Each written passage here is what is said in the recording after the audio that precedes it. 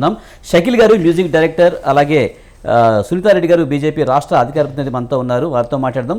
ముందుగా షకీల్ గారు, సార్, మంత్రి కొండా సురేఖ వ్యాఖ్యలు నాగార్జున ఫ్యామిలీపై చేయడం, అలాగే ఆ వ్యాఖ్యలకు చింతిస్తున్నారని చెప్పి దాన్ని వెనక్కి తీసుకోవడం, ఇండస్ట్రీలో వ్యక్తులపై ఇలాంటి కామెంట్స్ రావడాన్ని మీరు ఎలా చూస్తారు?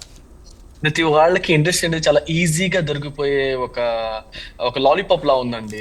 ఎందుకంటే వాళ్ళకి ఆవిడ మంత్రి అనే ఒక పొజిషన్ లో ఉండి స్వయంగా వీళ్ళిద్దరి మధ్య డీల్ కుదిర్చినట్టు, అవేదో ఈవే మధ్య డీల్ కుదిరించి వీళ్ళకి మాట్లాడి అంత సెట్ చేసిన ఒక మనిషిలాగా మాట్లాడారు ఆవిడ కనీసం మాట్లాడేటప్పుడు నా స్థాయి ఏంటి, నేను సమాజానికి నేను ఏం చెప్పాలనుకుంటున్నాను, ఏం చేయాలనుకుంటున్నాను, ఒక మనిషి ఈజీగా సినిమా వాళ్ళే వాళ్ళు బయటికి రారులే, మన గురించి ఏం మాట్లాడుకోరులే, మనం మాట్లాడినా పట్టించుకోరులే, లేదా ఎన్కన్వెక్షన్ కూల్ చేశారని చెప్పి ఆయన సైలెంట్ ఉన్నారని చెప్పి సరే ఇంకా ఏం చేసినా కూడా ఆయన పడతారులే అని అనుకుని ఏం చేస్తున్నారో ఏమనుకుంటున్నారో తెలియట్లేదు. కానీ ఆవిడ మటుకు మాట్లాడేటప్పుడు కొంచెం ఆలోచించి మాట్లాడుంటే, కొంచెం జాగ్రత్తగా ఒళ్ళు దగ్గర పెట్టుకుని మాట్లాడుంటే బాగుండేది అనిపించింది నాకైతే.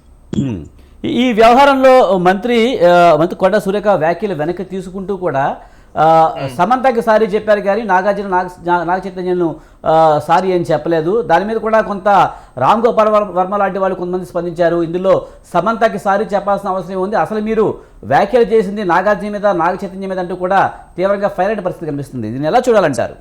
సార్, దీన్ని ఫస్ట్ ఆఫ్ ఆల్ మీరందరినీ ఇది డైవర్షన్ చేయడానికి వచ్చినటువంటి మ్యాటర్. ఇది మార్కెట్ లో కంప్లీట్ ఇది హైడ్రా జరుగుతున్నటువంటి మ్యాటర్ ని కంప్లీట్ డైవర్ట్ చేయడానికి ఇది ఒక గేమ్ లాగా ఎంట్రీ ఇచ్చినట్టుంది. ఇది నాకైతే నాకు అనిపించింది, నాకు పబ్లిక్ కూడా అందరికీ అనిపిస్తుంది.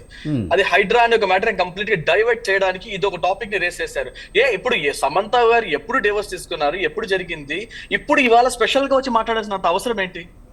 అంత అవసరం అయితే లేదు కదా. ఇప్పుడు స్పెషల్ గా వీడు చెప్పాల్సి వీడి స్టేట్మెంట్ కోసం ఎవరు వెయిట్ చేశారు? అసలు ఎవరో కూడా చాలా మంది గవర్నమెంట్ లో ఉందా లేదా అనే విషయం కూడా ఎవరికి తెలియదు. ఫస్ట్